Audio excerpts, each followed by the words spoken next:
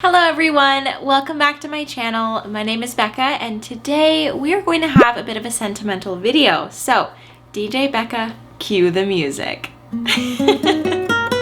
Today I want to talk about all of the lessons my plants have been teaching me lately because I feel like in this time of being home and just life slowing down a little bit more, I have had a lot more time to listen to my plants, and even in those moments where I didn't want to listen or I felt like I didn't have time to listen, they were still very loudly telling me all of these lessons and just sort of teaching me something new every day. So I have 5 lessons that I have learned from my plants recently, and I'm very excited to share them with you today. The first lesson that my plants have taught me is to focus on one thing at a time.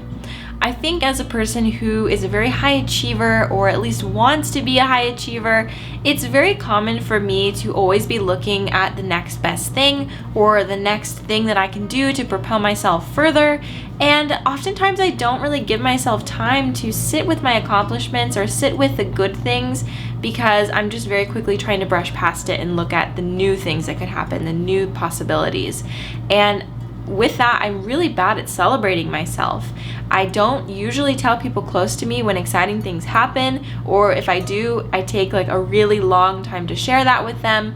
And it's something that I'm working through in therapy. And it's one of those things that I really noticed about myself, especially with my plants. And it wasn't until I was looking at this one plant. I have a Monstera albo cutting, which has grown a baby. It started off as like a node and a leaf, and it's grown a branch. And since it grew that first new leaf, I was so excited and just like constantly thinking about when the next leaf was going to come out. And then the next leaf came and it was huge and beautiful and so exciting. And I found myself, before it even hardened off, thinking about what the next leaf was going to look like. Like, it wasn't even fully unfurled and I was like, so when's the next one? I'm like feeling the stem to see if the next one is even like starting to pucker up a little bit. And I just like in that moment took a step back and was like, what are you doing? Like, this plant from one stalk, like when a plant grows like a stalk, like monsteras for example, they are not growing typically more than one leaf at a time. And the reason for that is they need to focus on this first leaf before they can put their energy into the next one. It needs to fully harden off. It needs to sort of like get acclimated into this new world before it can put out another leaf. That is usually the case for a lot of plants, and I feel like that is not necessarily the case for me in my life. You know, I do have a lot of different projects going on at the same time, but what I'm really focusing this on is I don't give myself time to celebrate things properly. That plant really taught me that, and I felt really like sort of convicted in that moment, being like, why are you rushing this process that is slow and beautiful? Like, it's meant to be slow, it's meant to be enjoyed, and yeah, and I just found myself really rushing through it to try to get to the next leaf. And that's a big thing that I experience in my life too. So if you are like me, let's slow down and let's think about how our plants grow one leaf at a time per stem. Don't want any like plant police coming at me being like, actually, they grow multiple if there's multiple stems. I know this. I'm talking about one stem here, but anyway, I think that it's really important that we like sit down and we're able to celebrate our wins, notice our losses, and just like, I don't know, sit with that, you know, sit with these things that we experience. My nose is running. I'm not crying. My contact is kind of hurting my eye, so I don't know, it might look like I'm tearing up. I have yet to cry on YouTube. It hasn't happened yet. This might be the moment. And it's because of my contact lens. The second lesson that my plants have taught me recently is that failure is not the end. I think that oftentimes with myself, if I fail at something, I'm very quick to be like, oh well, that's it. I wasn't meant to have that plant anyway. And I think that's definitely something that bleeds into the rest of my life. Like, if I fail at something, I think like, oh, I wasn't meant to do that anyway. And that's really the opposite of a growth mindset, which is something that I really try to adopt in my life. Failing once doesn't mean that you're always going to fail. And I think that's something that I need to remind myself of. And plants actually constantly remind me of this because I'm always failing when it comes to plants. Plants are always dying. Like, I have an entire series dedicated to plants that have died. Actually, it's called Plant Funeral, and I've had 2 videos on that so far, but a lot of people in the comments are like, I feel so relieved to know that other people kill plants too. And for me, it's like, I feel so relieved to know that other people have financial burdens and debt and failure in their life. Their relationships aren't perfect. you know, work isn't awesome all the time. Like, it's really nice to know these things, and I think that just because I experience failure sometimes doesn't mean that I'm gonna stop and I'm gonna quit, which is oftentimes my first reaction. I have a tendency to be very extreme in my reactions and emotions sometimes, and it's a pretty unfortunate thing when it comes to failure, because I can very quickly just rule something out that I'm never gonna do it again. I don't know, there's a healthy balance with that, which I have a lesson about that later on, but that's something that my plants have definitely taught me.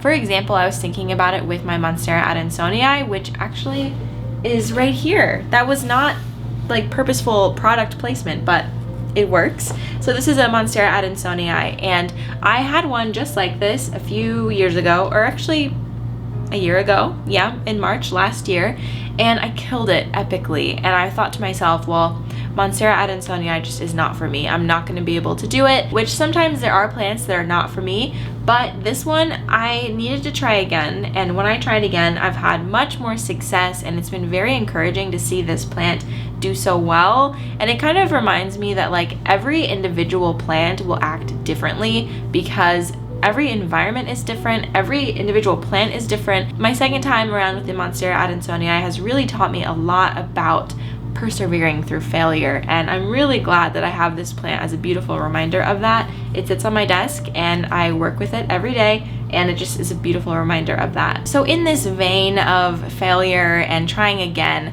I have another lesson from my plants, which is sometimes you just can't do it all. And that is something that I have always struggled with.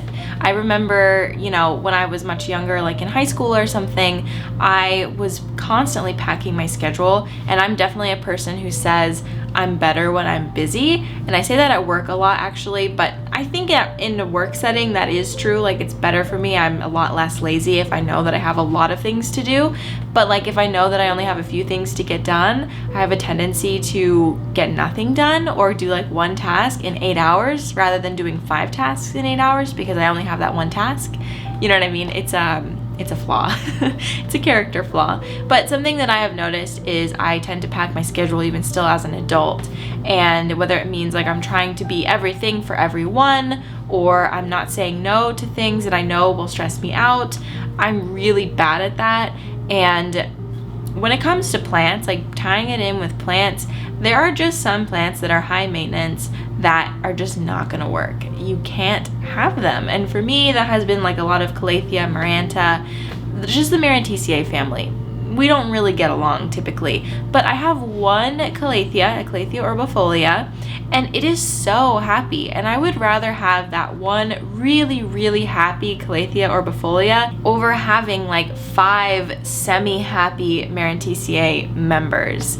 And I think that is a really important message for plant people to hear, because just people in general, like, we love to consume, and I think it's most important that we have healthy plants that we can actually take care of, because I think a lot of people are getting into houseplants right now with COVID, which is a beautiful thing, by the way. I love it. Some people are like being really stingy about it and rude, which maybe that's rooted in the inflation that's happened because of plants, but there are people who like literally gatekeep owning plants for no other reason other than they did it first so they don't think anyone else should, which I think is absolutely ridiculous. People who just join in on houseplants have a tendency to kind of go overboard at first, and I'm definitely a person that did that. I had a lot of plants really fast, and I noticed that I couldn't take care of a lot of them, and a lot of plants died just because of that.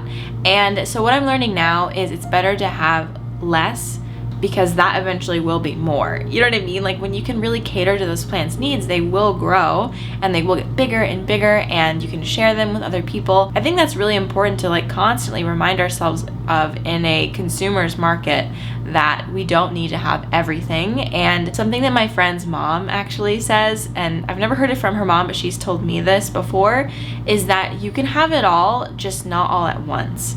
And that's something that's so important to know in plants and in life. I want to be there for every single friend I have. I want to have this really rockin' career, and I want to be present on YouTube 3 times a week. But that is just not possible all the time, especially when you have behind the scenes projects going on. And I just was not giving myself time to really consider that. I thought that I could just keep packing on things to do, and my list got bigger and my time did not change. Like, there's still 24 hours in a day. I still need to sleep for like 9 hours at night, which, yes, I am a person who needs like at least 9 hours of sleep, or else I am a terrible person to be around.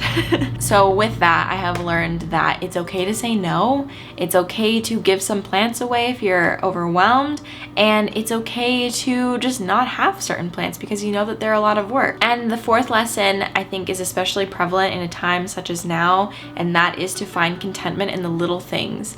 So I mean, this one's like pretty self-explanatory and kind of quick, but I just notice it a lot of the time in those times when I'm searching for more and more and more, and like, what's going to be the next step? What's going to be this? What's going to be that?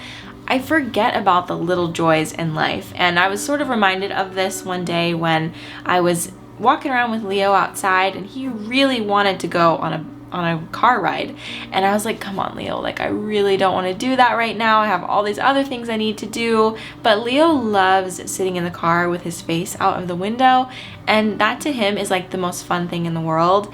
And it just reminded me that it is so important to think about the little things in life, those little small joys. I think especially in a time where life just feels really hard right now for a lot of people, it's so important to think about the little things and the little things throughout the day that make us smile, and also thinking about what we can do as fellow members of this society. What can we do to bring a smile to someone else's face? What can we do to make someone's day better? And whether that's sending someone a message telling them that you're thinking about them, that's usually what I like to do. I have a few plant friends that I keep up with here and there, and I like to just like be intentional about checking in with them, because you know, seeing what they're up to on social media is very different than sending them a personal message and saying like, hey, like, how are you? How's this thing going?